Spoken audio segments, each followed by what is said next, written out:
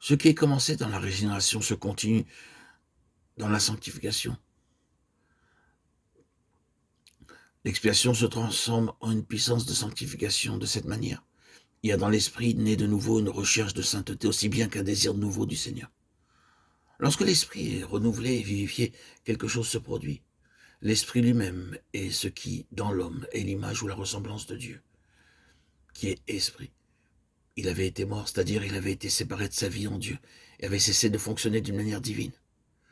Le Saint-Esprit, en vertu de l'expiation, l'a premièrement renouvelé et vivifié, et il lui a donné aussi la vie divine, la vie éternelle en Christ. Il l'a ainsi fait un de nature et en communion avec Dieu. L'Esprit ainsi transformé est cette semence, ou à cette semence de Dieu de laquelle l'apôtre dit qu'elle est incapable de pratiquer le péché, ne peut pécher. Ce nouvel homme intérieur ne peut pas commettre ni pratiquer le péché. Le problème pour beaucoup d'enfants de Dieu, c'est qu'il y a dans l'homme deux natures et deux sources de vie. L'une donne de l'eau douce, l'autre de l'eau amère, et la Bible nous dit qu'une fontaine ne peut faire cela. Le noir éthiopien peut-il changer sa peau ou le léopard ses taches? Jérémie 13, 33. Il doit donc y avoir deux fontaines.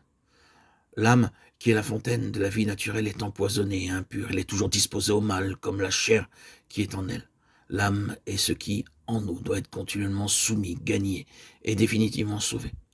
Pour nous, nous ne sommes pas de ceux qui se retirent pour leur perte, mais de ceux qui gardent la foi pour sauver leur âme. Hébreux 10, 39.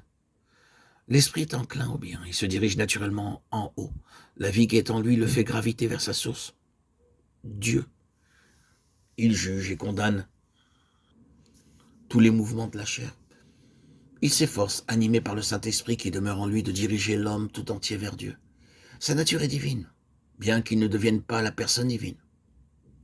C'est lui qui est une nouvelle création et qui se renouvelle à l'image de celui qui l'a créé. 2 Corinthiens 5, 17, Colossiens 3, 10. Comme nous l'avons déjà dit ailleurs, tout cela est une réalité plus profonde que la vie et les mouvements de l'âme, et s'oppose continuellement à ce qui est nous-mêmes et qui nous est naturel. Il y a des degrés de notre expérience spirituelle plus ou moins prononcés dans des cas différents et pour certaines raisons.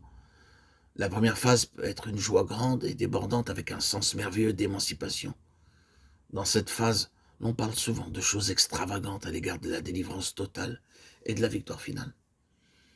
L'entrée du Saint-Esprit en nous donne souvent un gage de la bénédiction suprême.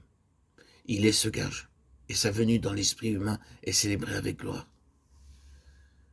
Il pourra suivre ensuite, et cela arrive souvent, une phase durant laquelle le conflit intérieur sera le trait essentiel.